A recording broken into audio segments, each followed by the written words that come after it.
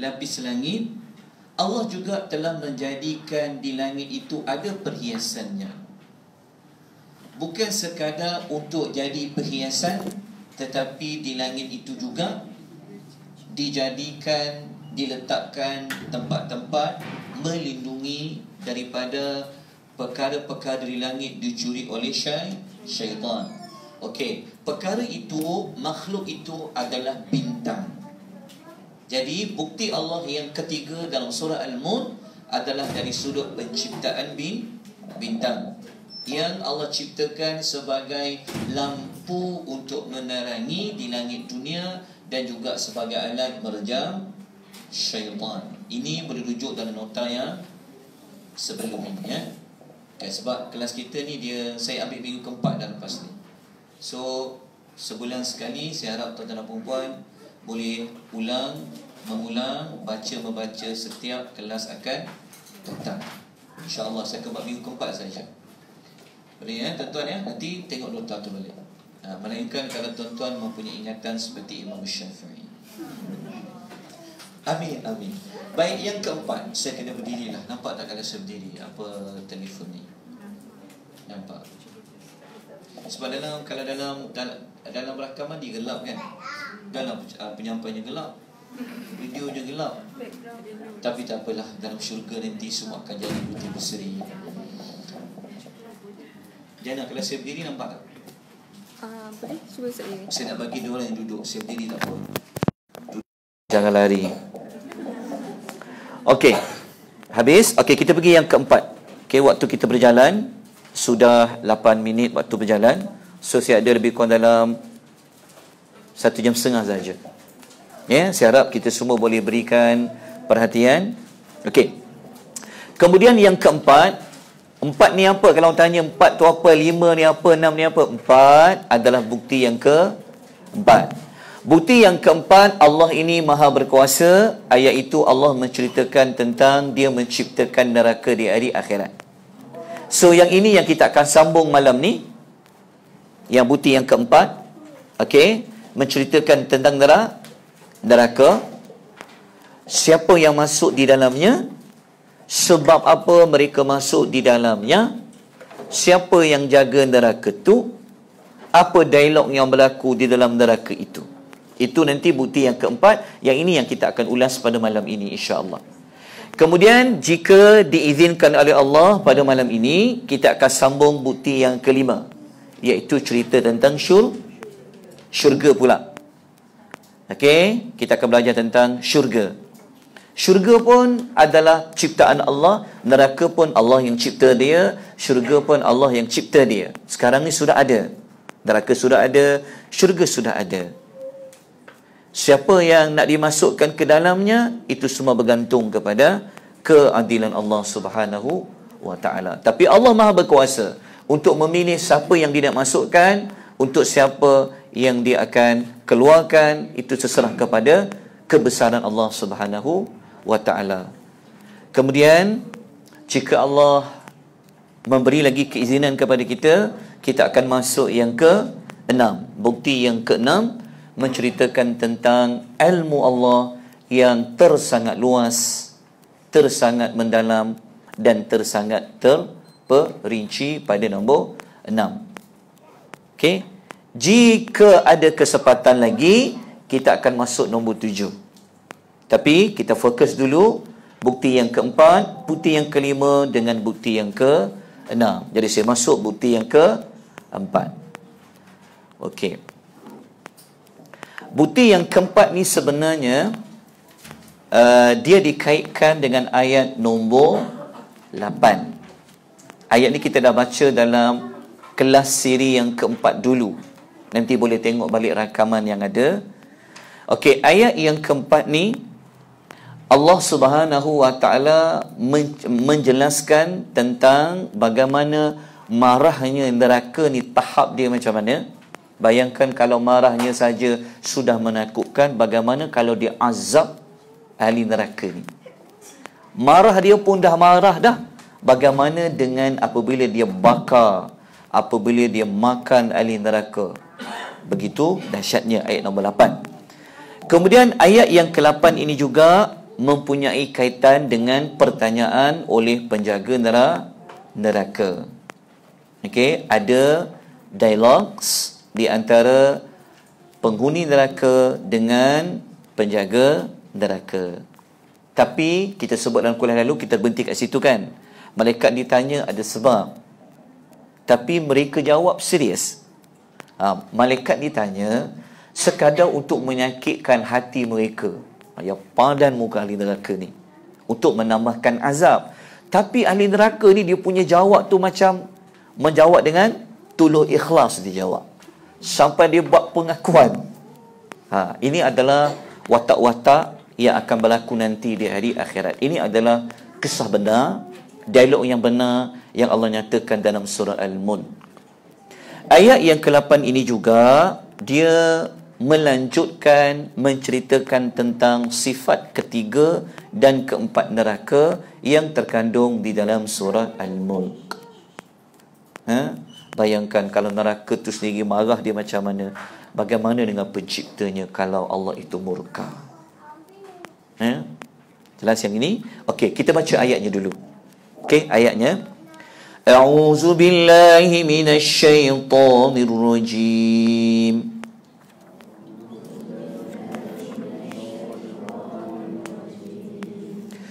تكاد تميز من الغيظ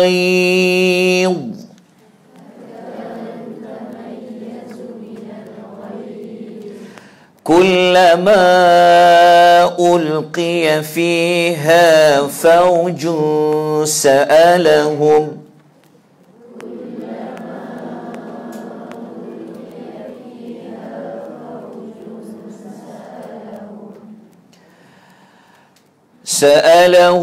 خزنتها ألم يأتكم نذير.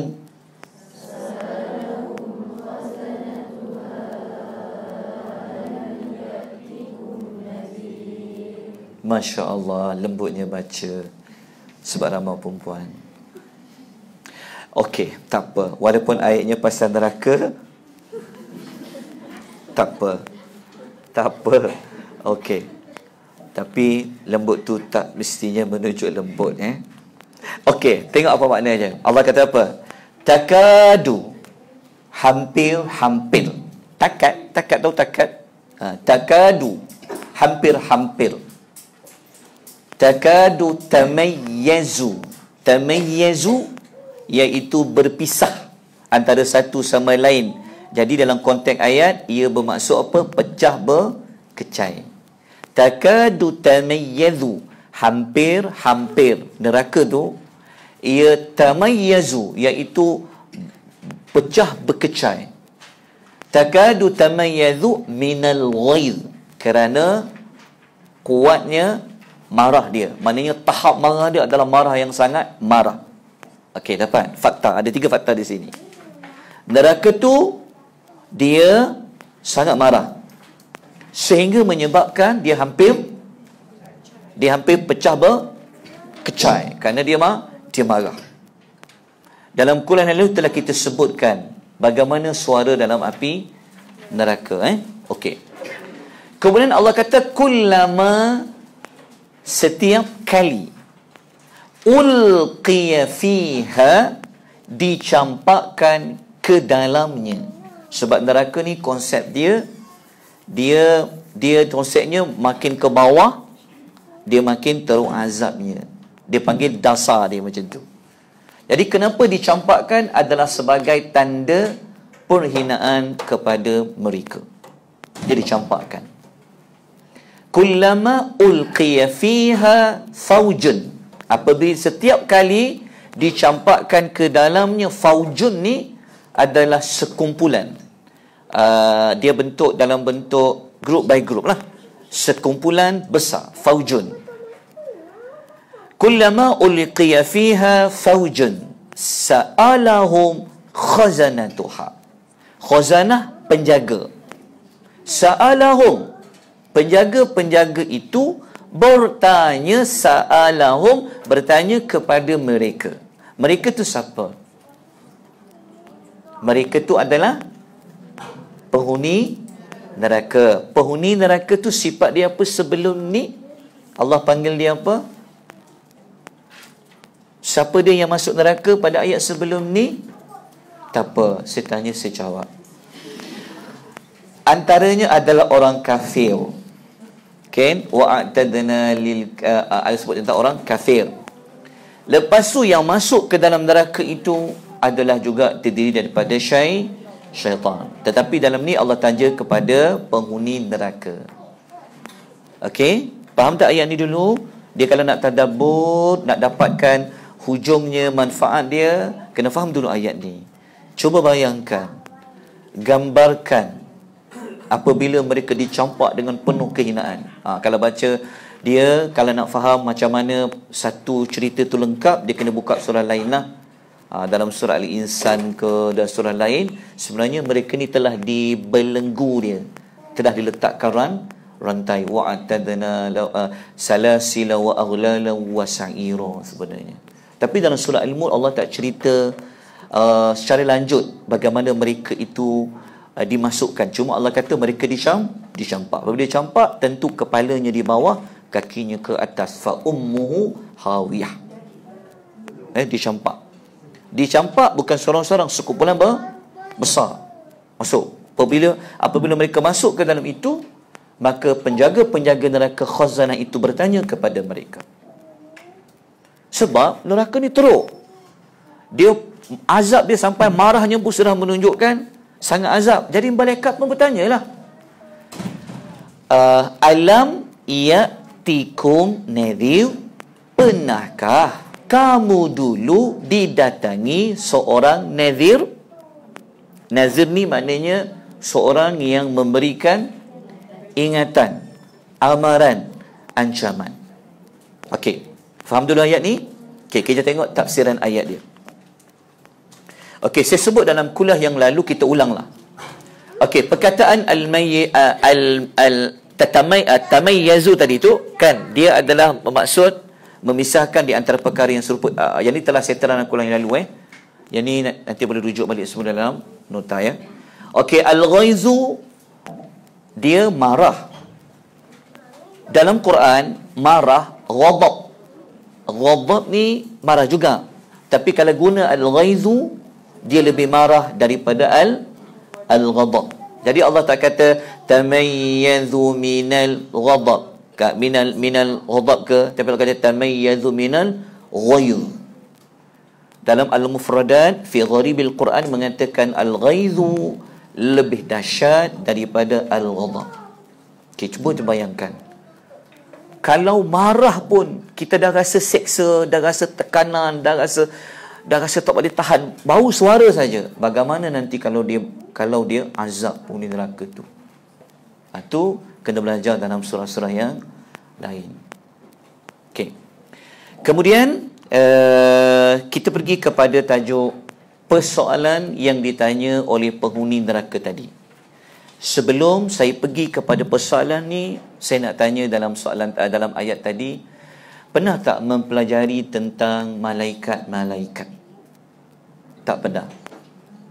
Pernah tak Allah hantar malaikat, tolong hantarkan malaikat kepada kita? Tak pernah.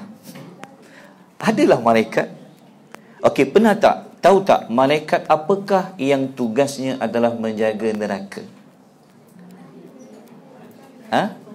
Malik. Okey, satu lagi.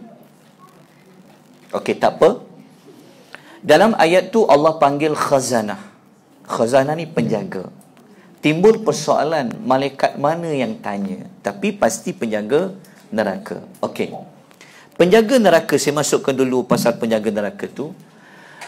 Penjaga neraka di sini, kalau kita belajar tentang malaikat dan tugas-tugasnya, penjaga malaikat yang dimaksudkan adalah malaikat Malik. Malaikat Malik adalah ketua bagi penjaga-penjaga neraka. Begitu juga ada malaikat lain yang Allah panggil dia Az-Zabaniyah. Az-Zabaniyah. Nama malaikat Malik disebut sekali saja di dalam Al-Quran, begitu juga dengan nama Az-Zabaniyah. Kedua-dua ini adalah menjaga neraka. Okey, kalau orang tanya mana dalil surah Malaikat Malik, cari surah Az-Zukhruf ayat nombor 77, surah yang ke-43, ada di sana disebut tentang nama Malik. Ingat ayatnya? Ayatnya berbunyi apa? Okey, nanti cari ya. Okey, contoh ayat dia ini. وَنَادَوْا يَا مَالِكْ لِيَقْضِ عَلَيْنَا رَبُّكْ قَالَ إِنَّكُمْ مَاكِثُونَ. Dah jumpa tak nama Malik? Di sini, Malik. Penghuni neraka ni, mereka bercakap, menyeru, memanggil penjaga neraka. Kalau tadi kan penjaga neraka bertanya kan? Itu masa mula-mula. Tetapi dalam neraka tu sebenarnya ada beberapa rayuan daripada penjaga neraka, daripada penghuni neraka untuk keluar dari neraka sebenarnya. Maka di antara yang mereka jumpa adalah Malaikat Malik. Malaikat ini adalah ketua. Jadi penghuni neraka kata, wahai Malik, dia kata, biarlah Tuhanmu matikan saja kami ni. Sebenarnya kita bukan nak cerita tentang ayat ni, tetapi ayat ni membantu untuk mendapat jawapan siapa khazanah penjaga neraka dalam surah Al-Mulk tadi tu. Okey, jadi kita belajar teruslah. Okey, sebenarnya kalau kita baca dalam ayat-ayat yang lain, sebenarnya ada dialogues yang berlaku antara penjaga neraka dengan penghuni neraka, termasuk yang tadi itulah, ayat tadi tu. Sebenarnya penghuni neraka ni mereka pernah minta kepada Allah untuk ringankan azab. Allah tidak benarkan. Mereka pernah minta keluar, mereka tak dibenarkan keluar. Kan? Akhirnya mereka kata pada Malik, matikanlah kami senang supaya kami tak rasa azab tu. Malaikat Malik menjawab apa? Kamu akan kekal hidup di dalam neraka, dalam azab. Tahu tak akhirnya mereka buat apa? Akhirnya mereka menangis, mengalirkan air mata yang sangat banyak. Apabila air mata dah habis, kata Nabi SAW, maka darah keluar daripada kedua biji mata mereka. Nabi mengatakan, seandainya kapal yang dilayarkan di atas air mata berdarah itu, sudah pasti kapal besar itu mampu berlayar di atasnya. Sebab mereka tak boleh keluar. Nak keluar confirm tak boleh. Nak ringankan azab pun tak diberi. Nak minta mati terus, jangan hidup dah, tak ada mati dah. Betul tak? Akhirnya mereka menangis. Apabila air mata dah habis, maka keluarlah darah. Itu di antara dialog yang ada dalam Al-Quran. Saya boleh berikan ayatnya nombor berapa, ayat yang keberapa, surah keberapa, tapi bukan malam ni lah. Tapi nanti boleh cari dialog penghuni neraka di dalam cerita di hari akhirat. Cuma kita nak dapat bukti namanya Malik. Okey, di mana dapat nama Az-Zabaniyah adalah berdasarkan surah Al-Alaq ayat nombor 18. Tapi kenapa saya sebut 17? Kerana ada kaitan dengan Az-Zabaniyah tu. Tuan-tuan, kalau surah lazim, surah-surah pendek, tuan-tuan hadirlah diri ke dalam kelas Dr. Azrul Hafizahullahu ta'ala alaih. So beliau akan bersama-sama membimbing kita untuk belajar tentang surah-surah pendek. Surah Al-Alaq insya-Allah nanti akan sampai. Okey, surah Al-Alaq ayat nombor 17-18, nama dia Az-Zabaniyah terletak pada ayat nombor 18. Sanad'uz Zabaniyah. Okey, cerita dia kalau belajar ini surah Al-Alaq kan kita faham Abu Jahal. Dia telah mengancam Nabi supaya jangan salat di depan Masjidil Haram secara terang-terangan. Dia ugut Nabi, dia kata akan kau pijak kepala kau Muhammad. Tengkuk dia kalau nak salat. Allah pun turunkan ayat Quran. Allah kata apa? Falyad'una diyah. Biarlah dia panggil kumpulan-kumpulannya. Okay. Dia kan mengugut Nabi untuk pijak tengkuk Nabi kan masih tengah sujud. Allah kata tak apa, biar dia panggil kumpulan-kumpulan dia, An-Nadiyah. Kalau belajar An-Nadi ni, dia juga merupakan satu tempat mereka ada satu pot untuk mereka berkumpul. Itu dia panggil An-Nadi. Zaman sekarang mungkin kedai mamak ke, tak tahulah. Tempat berkumpul. Jadi kat situlah mereka kebincang nak buat apa kat Muhammad ni, dia panggil An-Nadi. An-Nadi juga merujuk kepada kumpulan. Jadi Allah kata tak apa, biar Abu Jahal panggil kumpulan-kumpulannya. Sanadza'uz Zabaniyah, kami pula akan panggil malaikat Zabaniyah. Jadi Al-Imam Ibn Kathir dalam tafsirnya mengatakan malaikat Zabaniyah ni adalah malaikat azab. Jadi sebenarnya Abu Jahal dia memang dia nak pijak betul kepada Nabi itu, tapi Allah telah hantar malaikat Zabaniyah di hadapan dia. So dia tak jadi pijak. Dia ketakutan, dia mengundur diri ke belakang. Kata Nabi, kalaulah dia teruskan juga, nescaya tangan-tangannya, badan-badannya akan ditarik oleh malaikat Az-Zabaniyah. Jadi daripada ayat inilah para ulama yang menulis tentang rukun iman berkenaan dengan malaikat, apabila sampai kepada tajuk neraka, mereka katakan penjaga neraka ini terdiri daripada dua, Malik dan juga malaikat Az-Zabaniyah. Tapi siapa yang bertanya kepada mereka tadi itu kita tak tahulah, Allah Ta'ala tidak dijelaskan. Tapi penjaga neraka. Okey, mereka bertanya tadi itu kepada penghuni neraka, mereka bertanya apa? Mereka bertanya tadi dengan soalan apa? Dengan soalan, kamu ni kenapa boleh masuk neraka, faham tak? Macam seolah-olah tak pernah ada ke orang yang menerangkan tentang neraka ni begini. Kenapa kamu boleh masuk ke sini? Tak pernah datang ke nazir tu. Okey, nanti kita ulang apa makna nazir. Okey, sebelum tu kita ulang dululah nazir tu senang. Sebab tu baru kita sebut jenis soalan. Okey, nazir. Siapa sini tugas sebagai nazir masjid? Tak ada. Okey, nazir ni, perkataan nazir, kata Al-Imam Syanqiti dalam tafsir Ad-Dha'ul Bayan. Dia kata, kalau jumpa ayat nazir, dia adalah seperti al-inzar lah. Okey, kita kan belajar Nabi bawa dua apa tugas dia? Basyiran wa nadhiran. Okey, basyiran wa nadhiran. Yang Rasul yang datang ni kerjanya adalah untuk nazir. Sebab orang kafir, mereka banyak digunakan untuk nazir. Mereka tidak dibawa tak banyak untuk bashir. Sebab kata para ulama yang ulas, kenapa Allah sebut nazir? Kenapa tak bashir, nazir? Okey, pertama kena tahu dulu pentarifan nazir. Al-inzaru i'lamun bitakhwifin. Kata Imam Syanqiti, dia kata, kalau jumpa perkataan al-inzar, dia adalah satu ucapan, satu kata-kata yang berbentuk menakutkan. Itu dipanggil nazir. Kalau basyiran, macam bagi motivasi tentang nikmat syurga dan sebagainya. Tapi kalau nazir, kalau buat, azab. Betul? Kalau buat, begini kemurkaan Tuhan. Itu dipanggil nazir. Jadi malaikat tanya, tak ada ke dulu semasa hidup orang yang kerjanya adalah nazir, menakut-nakutkan kamu, bagikan kamu ancaman dan amaran?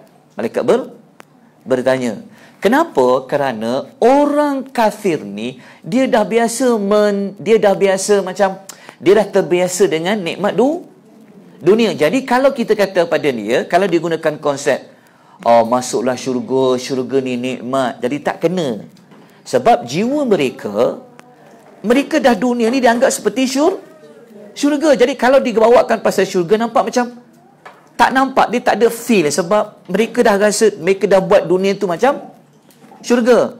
Tetapi untuk lawan balik, maka mereka digunakan metod sebagai memberikan peringatan dan menakut-nakutkan. Okey, jelas yang ini. Okey, timbul kepada persoalan adalah, siapa nazir tu?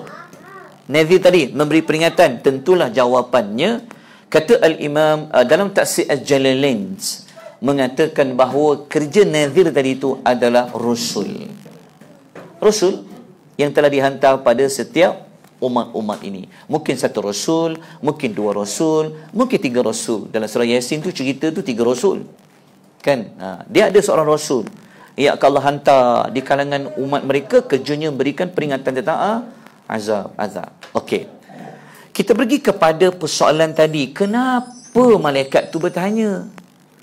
Kan, bukan sebenarnya malaikat dia dah tahu, betul tak? Buat apa nak tanya lagi, sebab dia masuk neraka, kan? Kenapa dia tanya?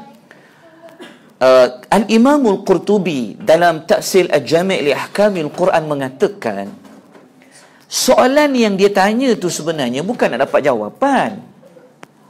Bukanlah macam kita kan, kalau jawab betul dapat apa?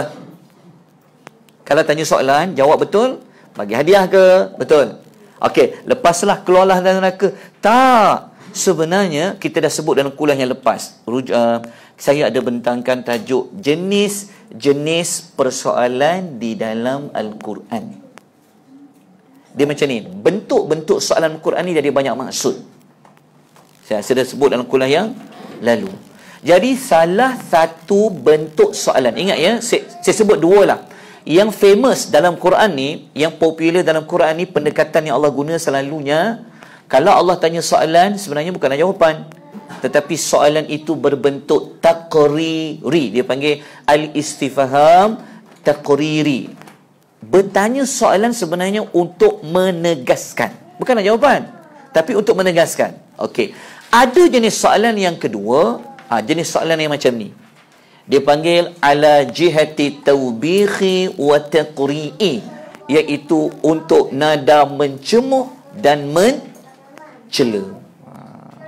Soalannya macam ahli neraka kata, dah tahu kami masuk, kenapa tanya lagi? Kan? Tapi ahli neraka ni dia jawab dengan penuh ikhlas. Tulus, ikhlas. Dia jawab. Malaikat ni sebenarnya dia tanya soalan bukan nak jawapan-jawapan pun. Macam bukan untuk lepaskan dia orang kalau boleh jawab betul, tapi sebenarnya untuk dengan nada macam nak mempelekeh-lekehkan mereka kan. Nada mencemuh, mencela. Okey.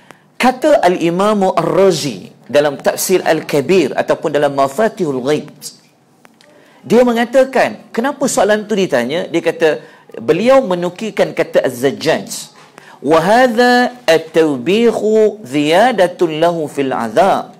Cemuhan ni, celaan ni sebenarnya ada untuk menambahkan azab kepada mereka. Sebenarnya dah salah, lepas tu diungkitkan balik kesalahan. Faham tak? Sebenarnya ada untuk menambah azab ni dari sudut psikologi. Untuk menambah azab. Okey, jelas? Kenapa mereka bertanya? Tahu tak nazir tu apa? Dah dapat dah makna pada keseluruhan ayat ni?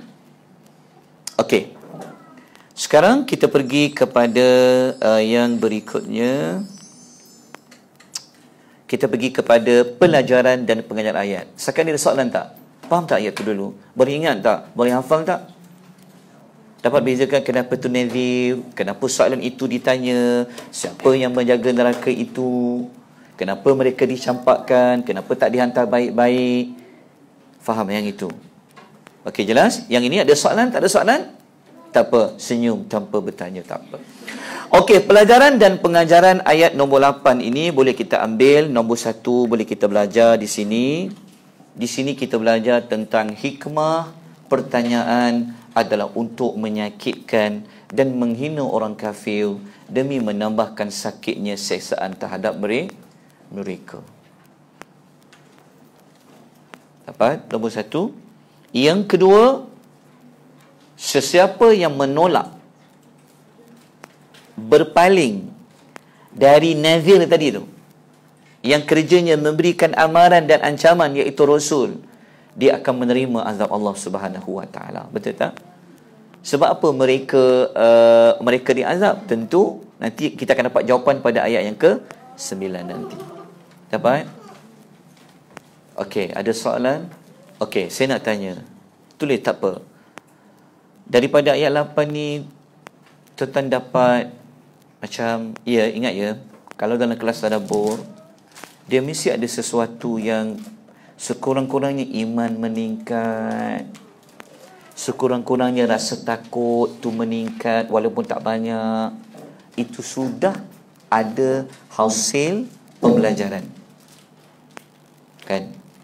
Kalau rasa takutnya, apabila kulit saja sudah bergetar, ada rasa sikit, contoh kan, sudah ada tanda-tanda anda menghayati, mentadabbur ayat. Iman semakin bertambah, rasa takut kepada azab Allah ni semakin bertambah, anda sudah dapat hasil tadabbur tu. Jelas? Okey, nanti satu masa saya akan terangkan tanda-tanda tadabbur Al-Quranul Karim. Mungkin last kot nanti saya akan sebut. Nanti balik start kelas, tanya diri. Aku dapat tak tanda 1? Aku dapat tak tanda 2? Aku dapat tak tanda 3? Dan sebagainya. Okey. Kita pergi ayat nombor 9. Kita tengok. Apakah jawapan ikhlas daripada penghuni neraka ini? Okey, jawapan yang pertama yang disebutkan oleh penghuni neraka tadi adalah apa? Okey, jawapan 9 ini jawapan 1. Sebab nanti ada ayat berikut jawapan 2. Yang ini saya tiru kaedah tafsir Ar-Razi. Ar-Razi kata al-jawabul ula, dia kata jawab yang pertama, ini jawapan nombor 1. Jelas ya? Okey, kita fahamkan, malaikat tadi tanya sebenarnya untuk apa? Untuk macam menyakitkan hati diorang je. Tapi diorang jawab. Dengan ingat kalau bagi jawapan betul ni, kalau dah mengaku dia macam boleh lepas lah. Okay, tapi sebenarnya tidak. Kita telah belajar dia punya hikmah pertanyaan tadi. Dan ayat nombor 9 ni juga sebenarnya berkaitan dengan pengakuan ahli neraka, iaitu jawapan pengakuan ahli neraka kepada penjaga-penjaga neraka. Okay, kita bacakan ayatnya dulu boleh? Hafal tak ayat nombor 9 ni? Hafal? Surah Al-Mulk hafal tak? Hafal. Okey, ayatnya berbunyi Qalu bala qad ja'ana nadhiru fakadzabna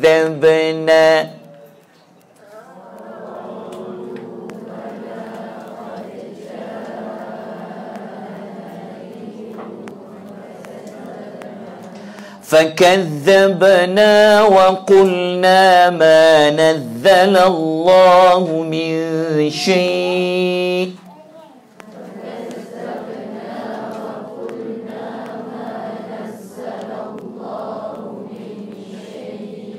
إن أنتم إلا في ضلال كبير.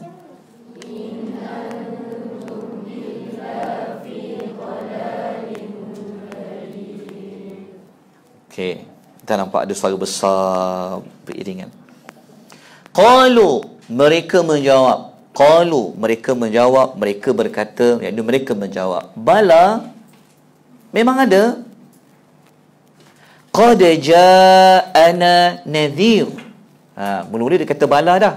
Kemudian dikuatkan lagi. Qad ja'ana, sesungguhnya, sebenarnya, ja'ana telah datang kepada kami nadhir.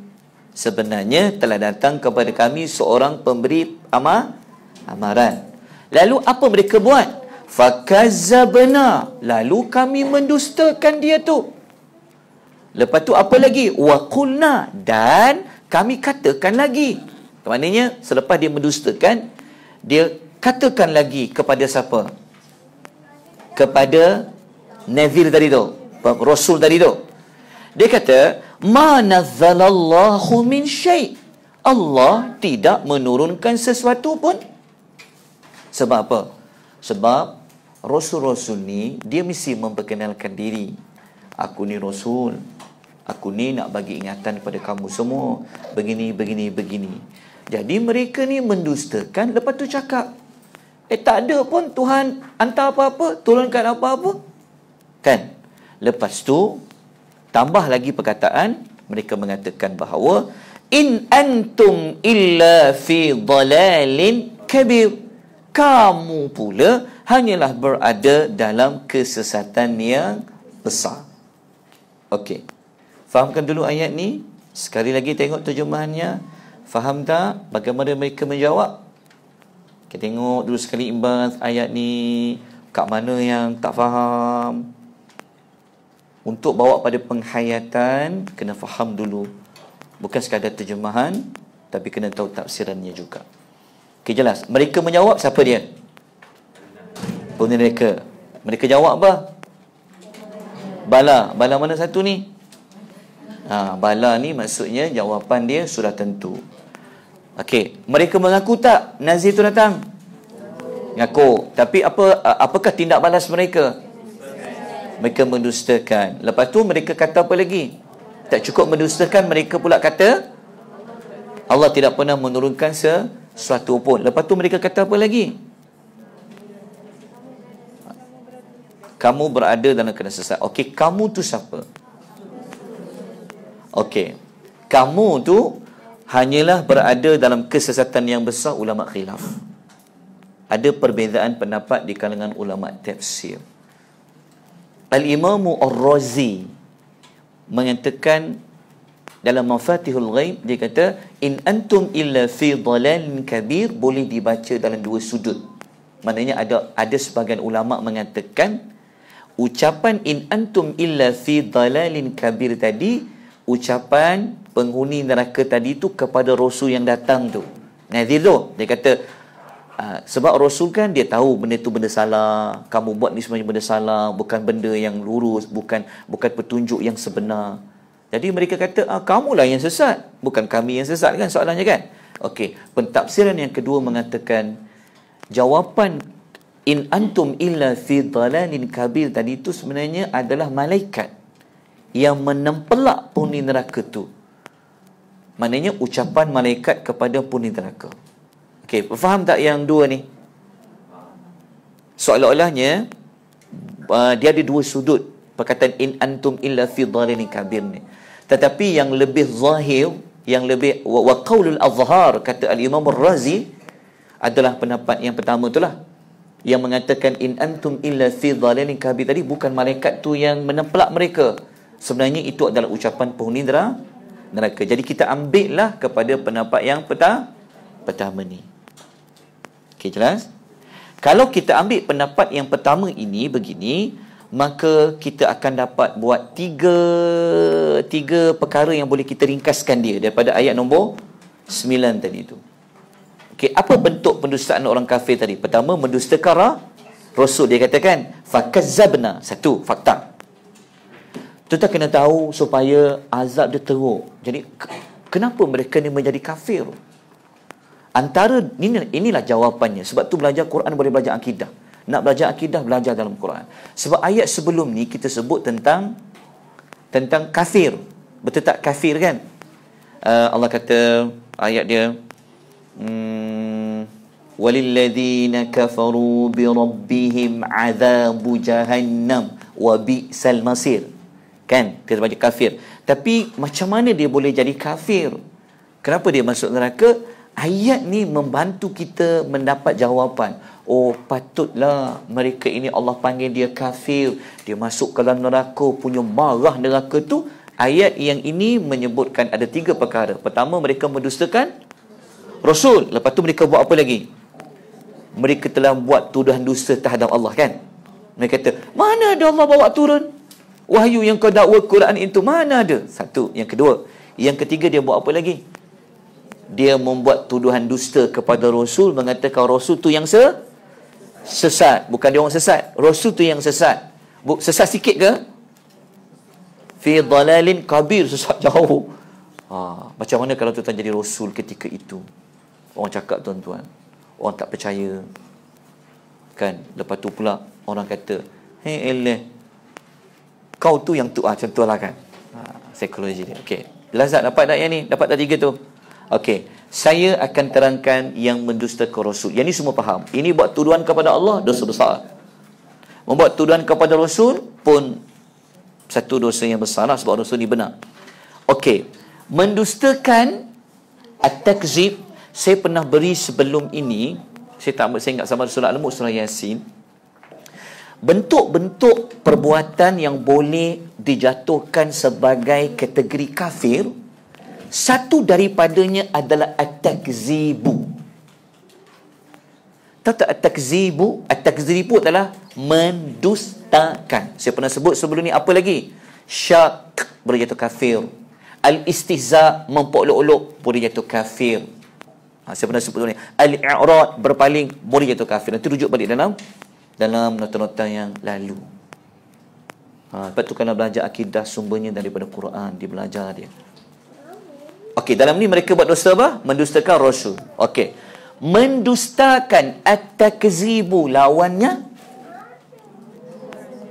membenarkan. Membenarkan bahasa Arab At-tasdiqu.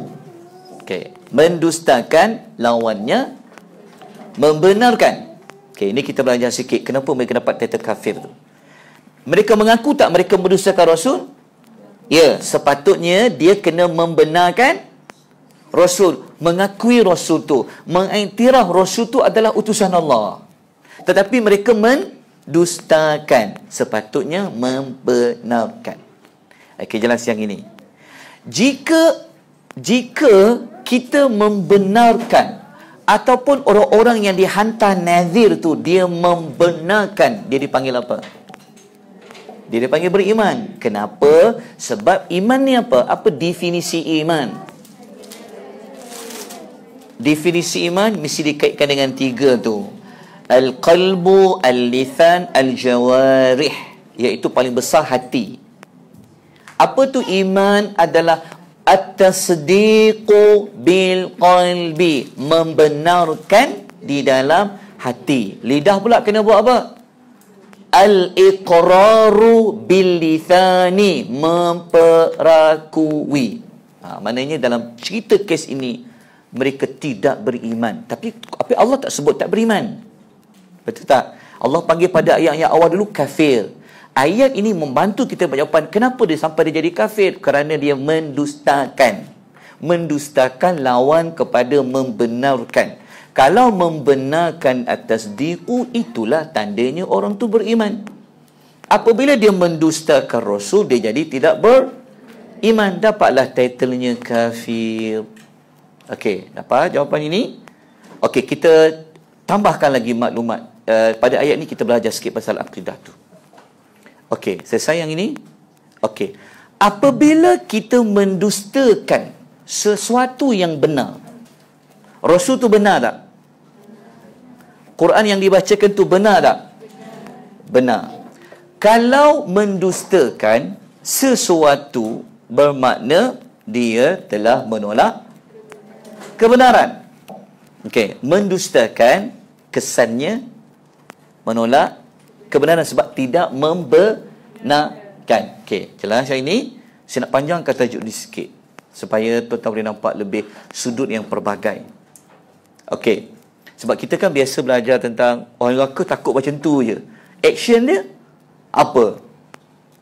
Jadi lawan kepada kafir tadi adalah membenarkan. Okey, kalau sesiapa mendustakan, bermakna kesannya akan membawa kepada menolak kebenaran. Sebab Nabi itu benar tak? Nabi itu benar, tapi dia tak percaya. Apabila dia menolak kebenaran, dia di bawah tajuk apa? Sombong. Okey. Jelas tak? Okey. Menolak sesuatu yang benar, dia di bawah tajuk, dia digelar orang yang sombong. Siapa beri definisi ni? Nabi beri definisi ni dalam hadis riwayat Muslim. Nabi kata apa? Al-kibru batarul haqqi wa ghamatun nas. Sombong adalah menolak kebenaran dan merendahkan manusia lain. Dalam watak cerita tadi itu, mereka menolak apa? Mereka menolak kebenaran. Kebenaran di situ merujuk kepada siapa? Rasul. Kerana Rasul ni bercakap benar, Rasul tu utusan Tuhan, benar. Apabila dia menolak mana-mana kebenaran, maka dia sudah dipanggil sombong. Apabila dia sombong, apakah akibat dia? Tidak akan masuk syurga orang yang terdapat sebesar biji zarrah kesombongan di dalam hatinya. Siapa yang pernah menghadiri program STEM? Kita ada STEM pasal sombong dulu. Tadabbur ada buat setiap bulan STEM. STEM tak STEM, bukan STEM pejabat pos tu. Tajuk-tajuk tematik. Itu kita dah buat tajuk penyakit hati sombong. Kalau tanya apa tu sombong, menolak kebenaran. Sebenarnya kafir tu tak akan berlaku kalau tak ada sombong. Akibat mereka ni sombonglah akhirnya membawa kepada kekafiran. Sebab tu Allah panggil mereka kafir. Kalau mereka boleh menerima kebenaran, boleh terima Rasul ni siapa, betul, tentu dia akan dengar, dia takkan mendustakan.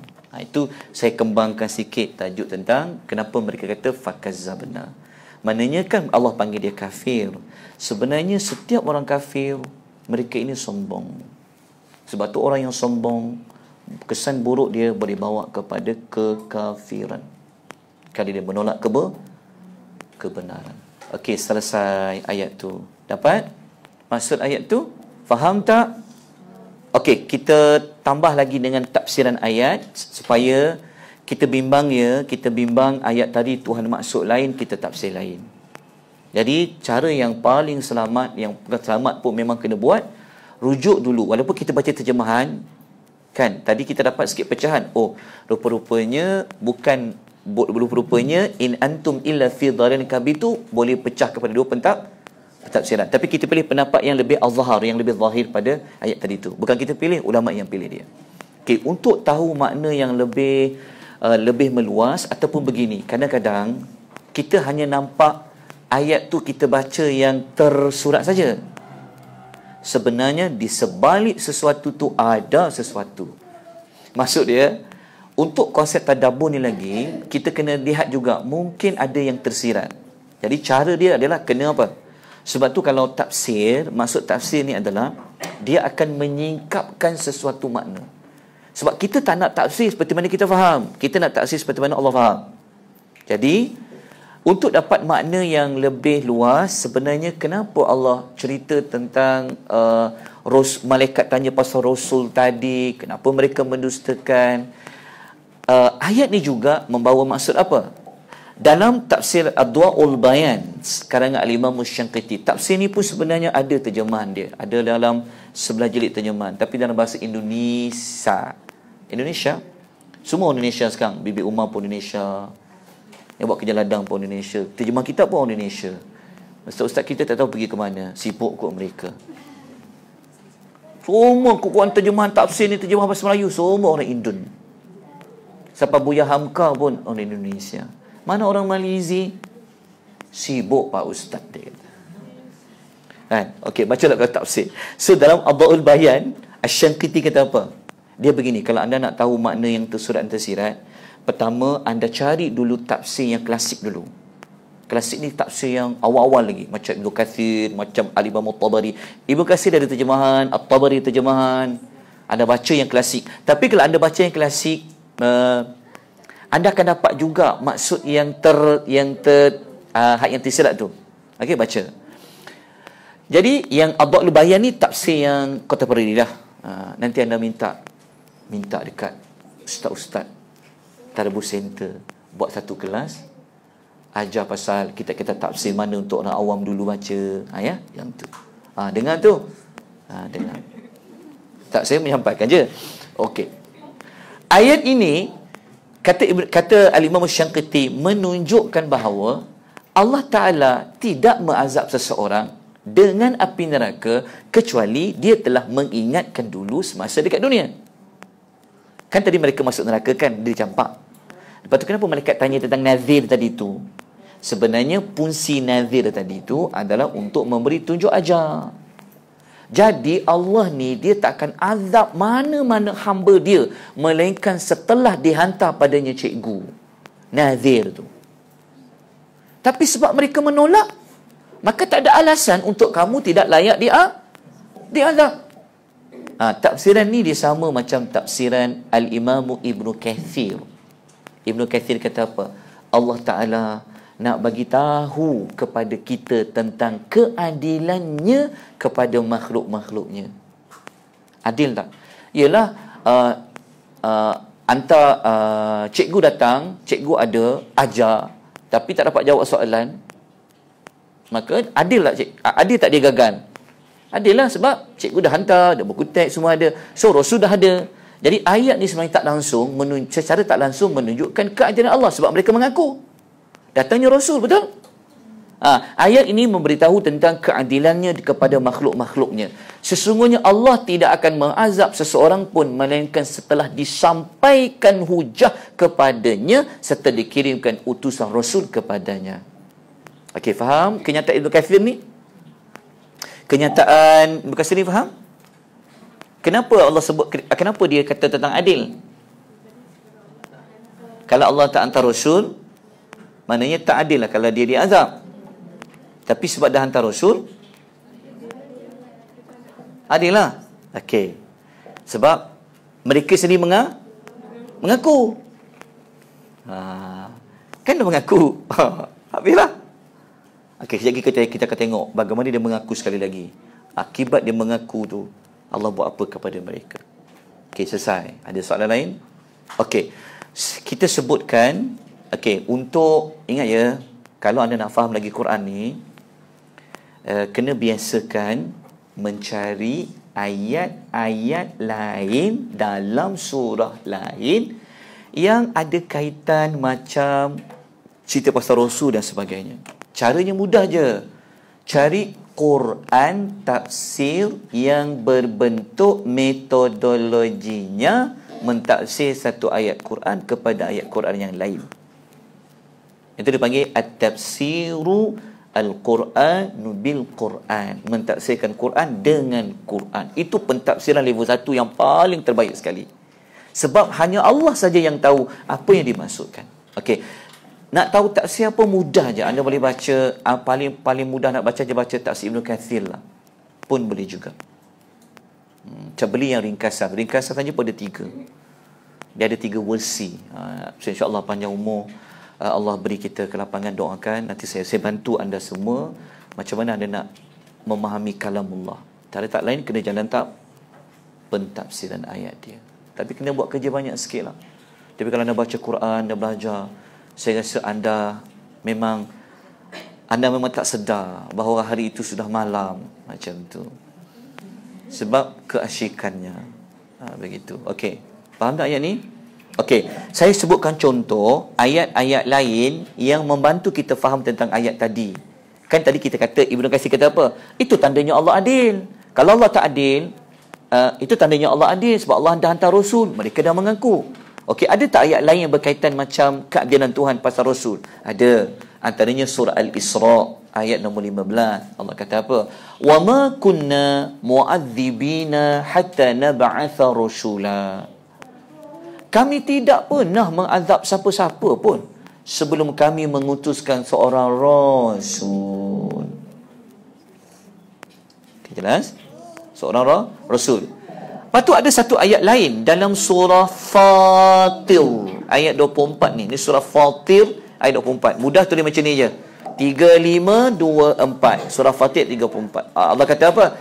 Inna arsalnaka bil haqqi bashiran wa nadhira wa in min ummatin illa khala fiha nadhir. Allah kata apa? Sesungguhnya kami mengutuskan engkau Muhammad dengan yang benar sebagai pembawa berita gembira dan juga pemberi peringatan.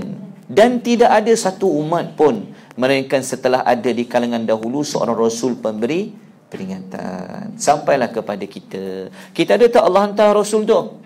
Siapa rasul kita? Nabi Muhammad. Nabi Muhammad tinggalkan kita apa?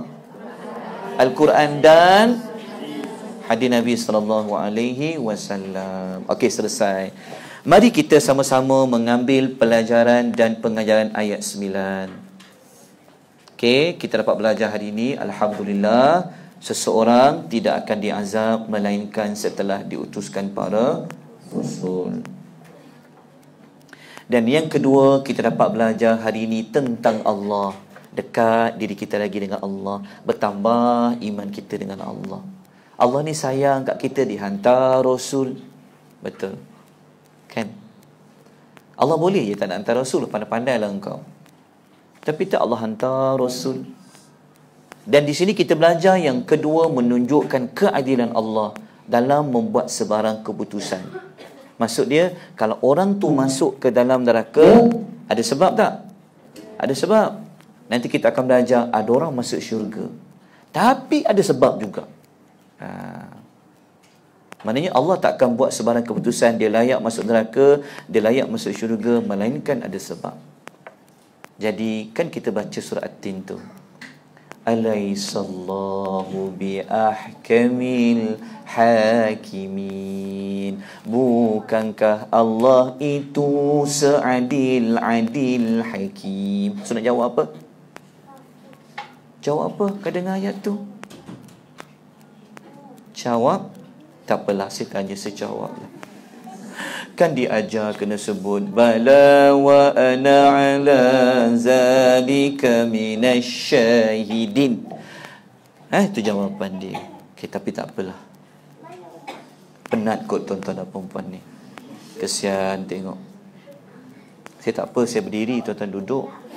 Okey. Ayat. Okey, ayat nombor 10. Tak, betul. Sebenarnya duduk lagi penat daripada berdiri, betul. Sebenarnya. Okey, kita tengok ayat nombor 10. Okey, ayat nombor 10 ni adalah jawapan yang kedua. Tadi kan mereka dah mengaku. Sebenarnya mereka ni, dia punya jawab kan panjang jawapan dia orang ni.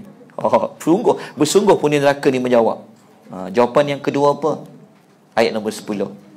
Okey, ayat 10 ni juga bolehlah anda buat ringkaskan. Dia adalah penyesalan ahli neraka sambil menyalahkan diri sendiri. Kenapa saya buat macam ni? Supaya anda ada biasa kalau anda buka Quran baca, ada Quran khas tak? Yang tu kalau tulis kat situ nanti kena tulis balik nanti. Jangan hilang nota tu. Dia ke mana pula nota aku ni? Ibu-ibu jaga dengan anak kecil-kecil kita ni, pandai-pandai ni. Tengok mana nota mama ni. Kau gunting nota. Sudah nanti. Kita ni kan bergantung kepada catatan. So nanti balik cepat-cepat tadabbur tengah malam, buka baca surah Al-Mulk nak baca, tulis sikit dekat ayat tu. Kan ada ayat kan? Tulis sikit macam ni supaya anda nampak cerita dia tu sikit. Lepas tu saya buat macam tu. Faham tak? Penyesalan ahli neraka, jawapan nombor 2, tulis sikit dekat Quran tu. Kalau perlu tag tu. Nantilah kita buat kelas tagging lah. Banyak betul nak buat kelas ni. Okey, ayat 10 mari kita baca ayatnya.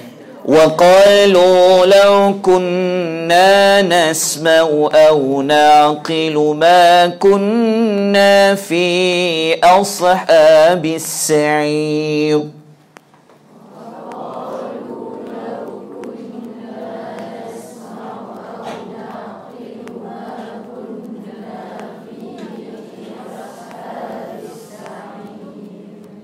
Okey. Waqalu, dan mereka berkata lagi. Wa tu maknanya dan, maknanya dia jawab lagi. Lau kunna nasma'u, kalaulah kami dulu mendengar, au na'qilu ma, atau, dan tu situ dia dan kan, ni tolong padam dia, atau na'qil, berfikir, ma kunna fi ashabis sa'ir, sudah tentu kami tak termasuk di kalangan ahli neraka as-sa'ir yang panas, yang menyala-nyala. Okey, faham baik-baik terjemahan ayat ni? Mereka jawab apa lagi? Bukan sekadar mereka mengaku. Malaikat tadi tanya satu soalan je. Pernah tak datang Rasul memberi ingatan kepada kamu siapa masuk neraka ni? Patutnya dia jawab yang ayat 9 tadi dah cukup betul. Dia dah dapat jawapan. Tapi dia bercakap lagi.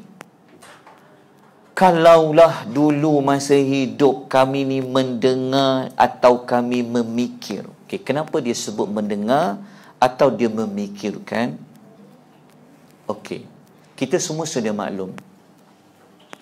Cara Allah nak bebankan kita dengan tanggungjawab, Allah akan berikan kita mendengar dan juga boleh melihat. Dan Allah beri kita hati dan akal. Mendengar atau memikir ni adalah sumber kepada ilmu pengetahuan. Kalau ilmu pengetahuan, boleh faham tak ilmu pengetahuan?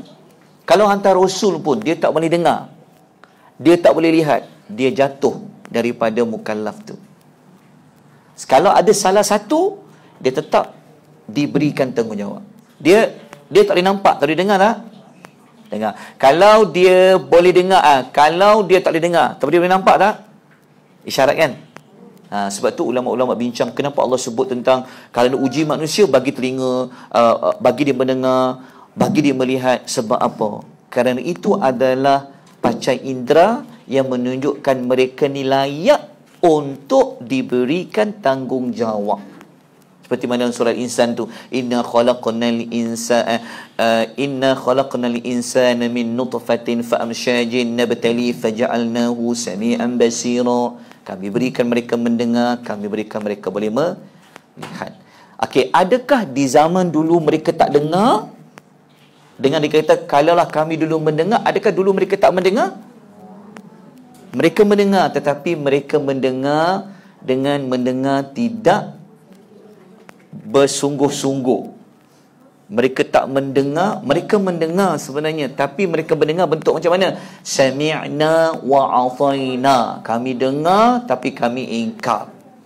Menunjukkan bahawa mereka dengar, tetapi mendengar tu mendengar yang macam seperti orang yang pekak, maksudnya tak ambil manfaat, ataupun mereka berfikir. Okey. Tafsiran ayat nombor 10 ini kita tengok dalam tafsir Al-Munir, karangan Dr. Wahbah Az-Zuhaili mengatakan tafsir Al-Munir. Ingat ya, dalam setiap kelas saya akan sebutkan nama tafsir tu. Kalau anda perasan, anda rasa dah banyak dengar dah. Tafsir ni siapa pengarang dia? Tafsir ni siapa pengarang dia? Okey. Dalam tafsir Al-Munir, Dr. Wahbah mengatakan orang yang diseru akan mendengar terlebih dahulu ucapan orang yang menyuruh, kemudian baru dia fikir. Sebab tu Allah sebut mendengar dulu baru fikir. Kan? Kalau dia tak dengar wahyu, macam mana dia nak berfikir? Maka Allah sebut dulu mendengar, lepas tu baru berfikir. Okey, dalam tafsir Al-Kabir, ingat tak tafsir Al-Kabir siapa pengarang dia? Tafsir Al-Kabir. Kabir. Bukan Kabir Khan, Tafsir Al-Kabir. Tahu tak siapa pengarang dia? Tafsir Al-Kabir ataupun namanya Mafatihul Ghaib adalah Al-Imam Fakhruddin Ar-Razi. Okey. Beliau mengatakan kenapa dalam ayat tu Allah sebut dengar dan fikir? Dia kata mendengar dan berfikir, iaitu mempunyai akal, merupakan sebab dia diberi tanggungjawab seperti yang saya sebut tadi tu. Sebab kalau tak ada akal, okey, apa definisi mukallaf? Sini siapa tak mukallaf? Ada tak mukallaf lagi ni? Ada adik kita kecil-kecil ni ke macam mana? Mukallaf tak? Belum. Adik kecil-kecil belum mukallaf lagi. Siapa sini tak mukallaf? Islam dah. Baligh, berakal. Adik kita ni dia tak cukup syarat, iaitu baligh. Jadi kalau dia boleh berakal, dia boleh mendengar, maka dia juga merupakan mendapat sebagai dipertanggungjawabkan. Okey, apa makna sa'ir? Ma kunna fi ashabi sa'ir. Asy-sya'ru artinya adalah kobaran api yang menyala. Okey, faham tak ayat ni? Jelas? Okey. Daripada ayat ni, mari kita ambil pelajaran, mari kita ambil pengajaran untuk setiap pada ayat yang kita belajar. Apa pelajaran kita boleh ambil? Boleh tak kongsikan sebelum saya nyatakan? Apa pelajaran dia? Sikit lagi nak habis dah. Dah 1 jam 11 minit 48 saat. Tak 1 jam. Okey. Apa pelajaran kita ambil tadi? Apa pelajaran dia? Apa pengajaran dia? Mengabaikan. Jangan mengabaikan apa, Kak? Katakanlah, Kak. Peringatan. Okey. Ayat ni kan dia ada kaitan dengan mendengar dan berfikir, kan? Okey, antara pelajaran yang kita boleh ambil, manfaatkanlah telinga yang Allah bagi untuk mendengar. Manfaatkanlah otak, akal untuk mendengar peringatan yang diberikan oleh Allah Subhanahu wa taala. Ini kerana ramai manusia dia tidak menggunakan diri ini untuk mendekatkan diri kepada Allah. Ingat ya, walaupun ayat ni mereka cakap mereka tak dengar, kita pun sebenarnya hakikatnya ada yang macam tu. Allah bagi dia telinga, Allah beri dia boleh berfikir. Ada otak kiri, ada otak kanan, kan, berfikir. Tapi dia tak manfaat. Tengok macam dia orang. Sebab mereka tak manfaat, ketulah mereka masuk ke dalam api neraka. So lawan balik. Kalau mereka tak manfaatkan, marilah kita pada malam ini manfaatkan betul-betul telinga yang Allah bagi, akal yang Allah bagi. Kerana ramai orang yang dia tak manfaatkan. Nak tahu tak dalil dia apa? Bukan saya kata, Allah yang kata ya. Ramai orang yang tidak memanfaatkan telinga yang Allah bagi.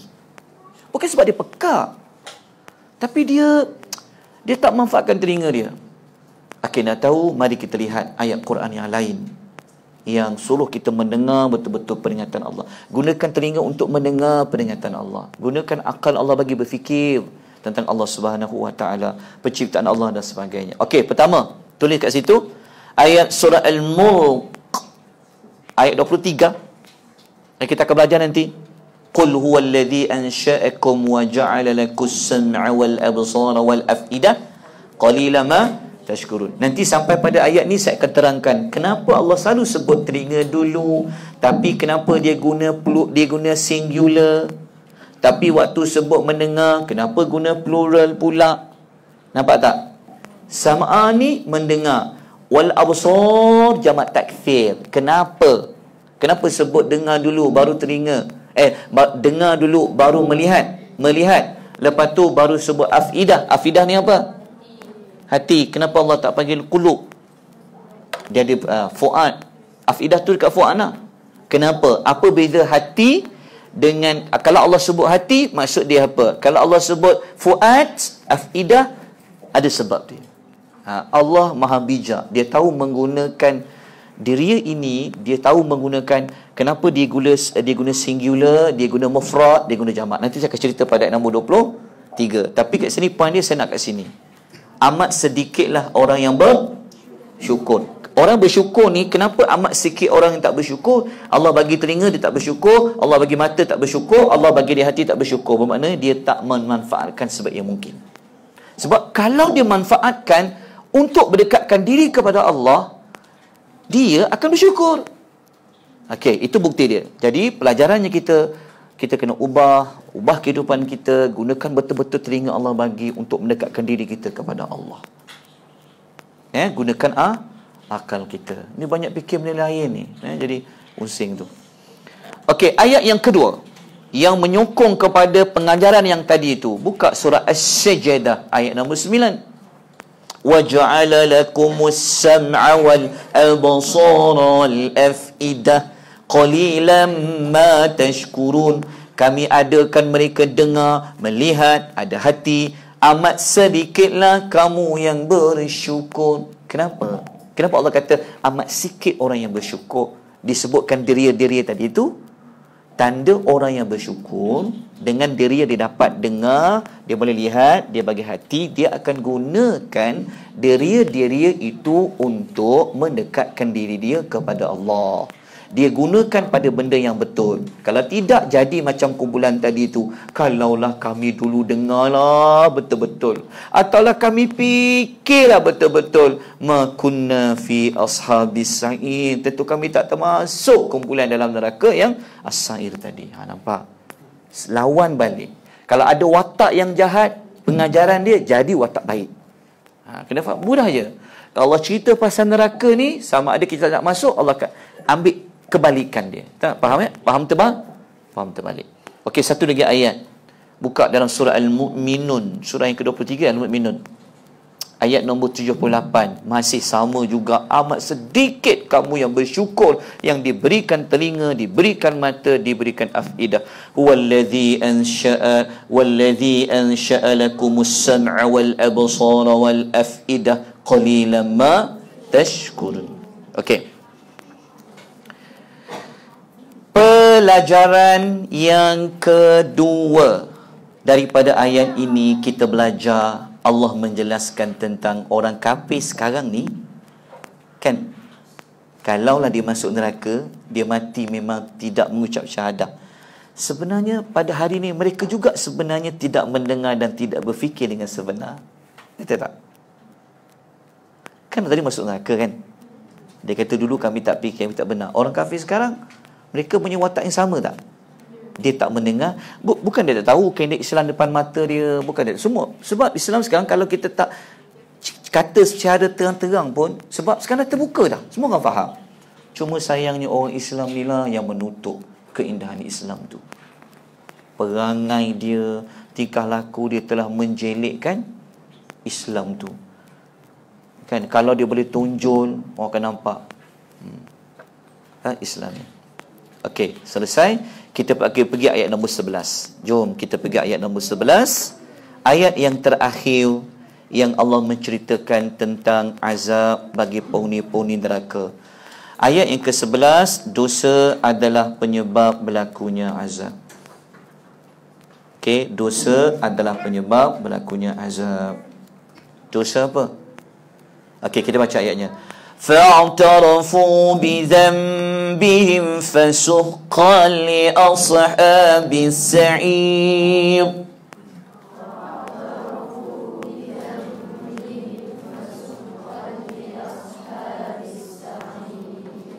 فَاعْتَرَفُوا maknanya mereka mengiktiraf, mereka mengakui بِذَنْبِهِمْ dosa mereka. Maka apabila mereka dah mengaku dosa-dosa mereka tadi itu, akhirnya kebinasaanlah bagi penghuni neraka yang bernyala-nyala. Fasuqan li ashabi syair. Okey ya. Fa'tarafu, mereka mengakui bidzambihim, tentang dosa mereka. Fasuqan, oleh sebab pengakuan itu, fasuqan, maka binasalah mereka li ashabis sa'id, bagi penghuni neraka yang menyala-nyala. Okey, kenapa saya hitamkan kebinasaan? Sebab saya nak terangkan maksud suhqan tu. Okey, dalam ayat ni dia guna dosa ni bilangan banyak dosa ke satu dosa? Bizam bihim. Kalau banyak dosa zunub kan? Kenapa dia guna zambin? Para ulama memberikan ulasan. Walaupun disebut satu, sebenarnya menunjuk banyak dosa. Ulama kata, kenapa disebut satu? Sebab dosa orang yang kafir ni, dia akan membawa dosa-dosa yang lain. Sebab tu disebut satu dosa saja. Kerana dosa mendustakan Rasul ni kan dosa besar. Kan, kafir. Jadi tak perlu sebutlah dosa-dosa yang lain tu. Maknanya, dosa kafir tu saja dah masuk neraka, yang lain tu akan ikut dia. Itu sebut dengan bilangan satu. Mampu masuk fasuhqan. Fasuhqan. Okey, begini. Okey, ayat tadi ni faham tak ayat ni? Faham dulu ayat ni. Jelaskan dulu. Clearkan, jelas. Cepat fahamkan ayat ni. Jelas tak? Maknanya mereka ni Allah binasakan dia masuk ke dalam api neraka. Cuma kebinasaan ni kan ayat dia, mungkin anda boleh ubah sikit ayat dia. Dia macam begini. Tengok dulu definisi fasuhqan. Okey, ayat 11 ni, fasuhqan dalam qamus al-alfaz. Qamus. Kamus ke? Qamus. Qamus ya. Saya selalu sebut macam tu. Qamus. Qamus. Dalam satu qamus al-alfaz, saya terlupa nak bawa qamus tu, minta maaf ya. Dia warna putih. Indonesia buat. Nanti saya akan bawa kelak datang saya tunjuk gambar lah, ada 3 jenis qamus. Nak faham ayat Al-Quran tu. Universiti Melaya dia buat satu, tapi tak lengkap sangat. Arab ada satu, tapi Indo juga terjemah. Indonesia buat satu, Indo juga yang tulis.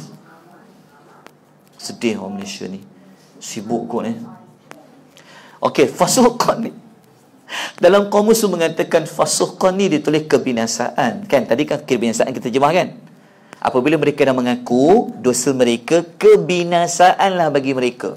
Kebinasaan ini adalah ungkapan tentang jauhnya mereka daripada, maknanya jauhnya keselamatan. Maksudnya mereka ni jauh daripada terselamat. Jauhnya keselamatan. Kenapa ni? Sat. Nak habis dah ni, nak habis dah. Dia memang set macam tu. Nak pukul 10 dia habis dah tu. Macam tu mengingatkan. Okey, kebinasaan adalah ungkapan tentang jauhnya keselamatan orang yang mensekutukan Allah. Okey. Dalam tafsir, dalam kitab Gharibul Al-Mufradat fi Gharibil Quran, fasuqan ni boleh dipecah kepada dua makna dia. Pertama bermakna al-bu'du, iaitu dia dijauhkan. Yang kedua menuju kepada kebinasaan. Dijauhkan tu dari apa? Dari rahmat Allah. Apabila dah jauh dari rahmat Allah, maka binasalah. Cuma terjemahan kita tu je yang, macam mana nak buat terjemahan dia?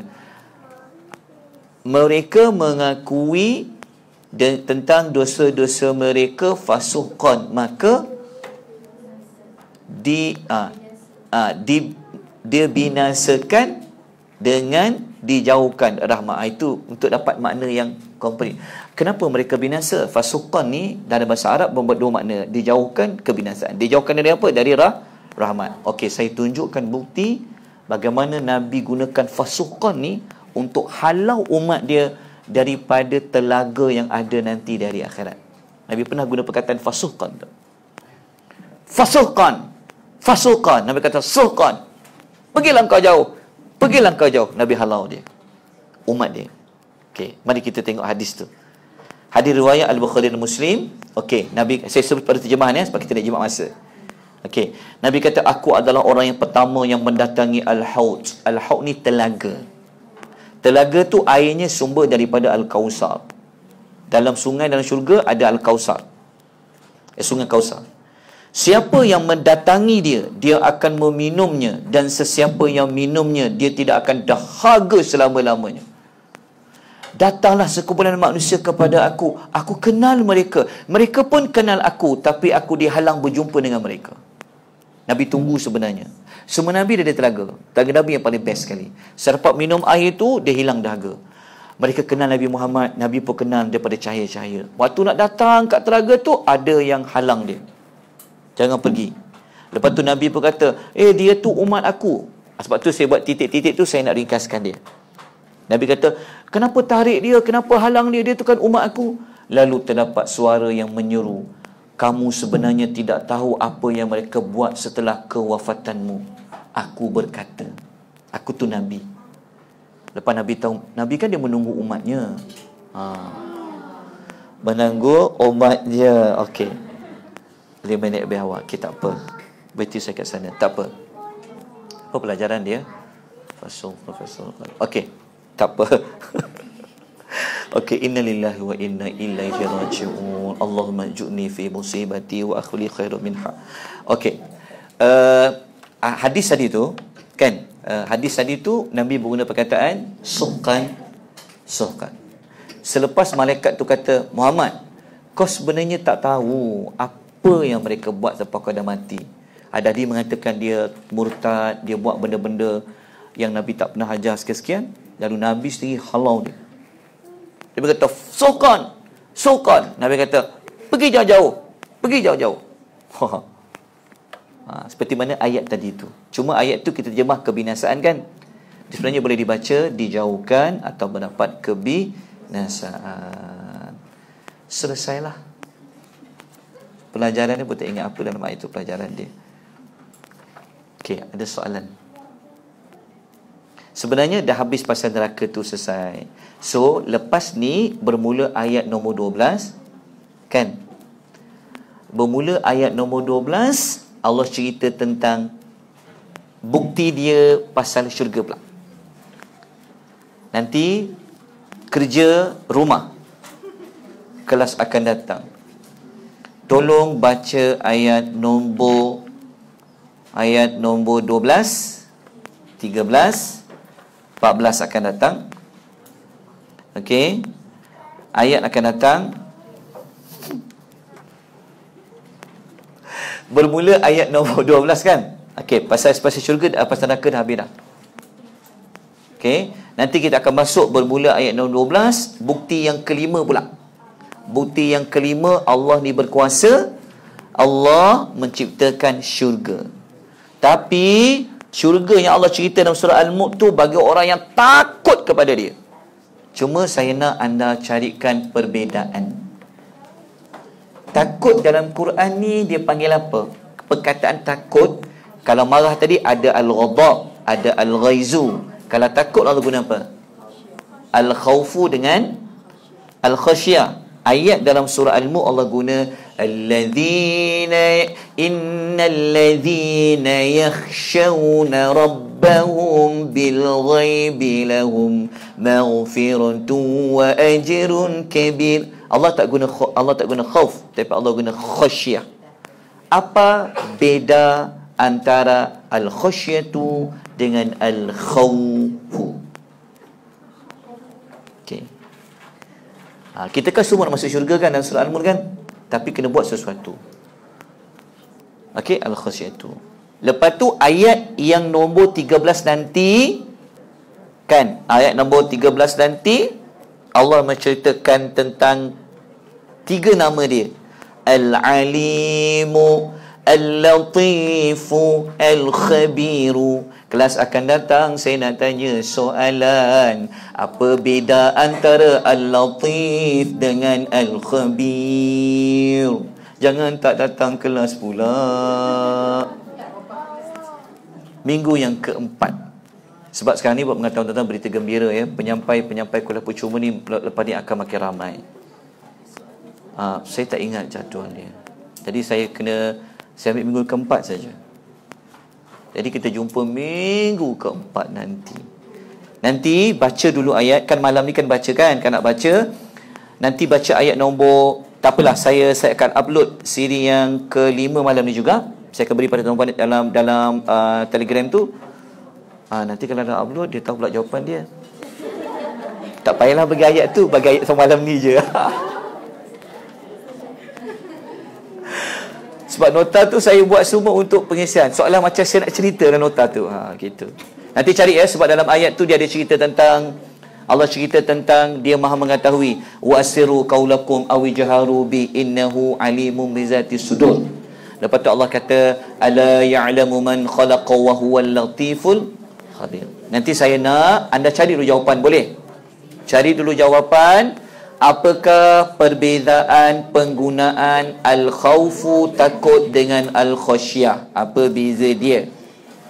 Okey. Yang kedua, carikan perbezaan antara al-latifu dengan carikan perbezaan antara al-alimu dengan al-latifu dengan al-khabiru.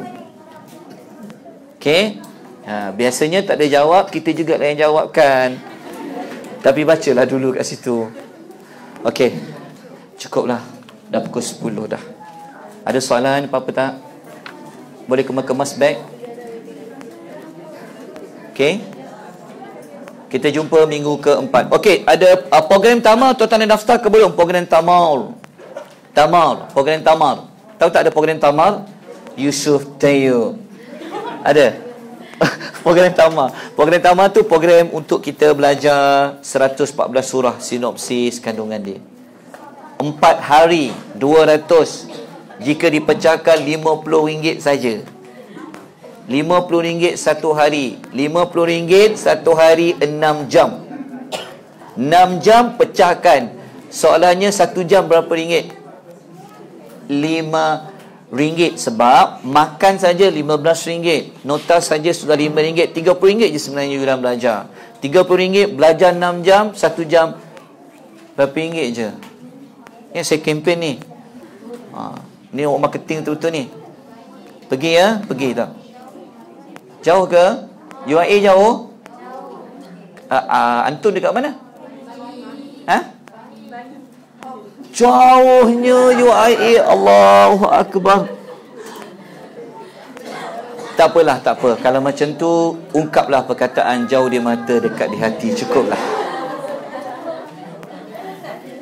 Rumah saya pun duduk dekat UK Perdana tau. Kat Gombak tu. Rumah saya dekat dengan zoo negara. Tapi bukan dalam zoo. Dekat-dekat tu lah. Dekat Gombak dah tu. Okey, tak apalah.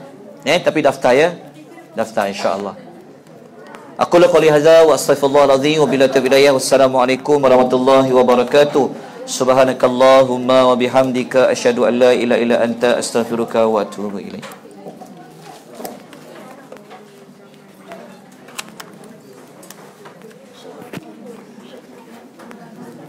Ya Kak. Kelas Jumaat tu, Ha, jadi ke? tapi bukan pagi lah. So Ustaz pilih hari Ustaz Jumaat. Okey. Pukul 10.30 hingga 11.30. Jumaat, Minggu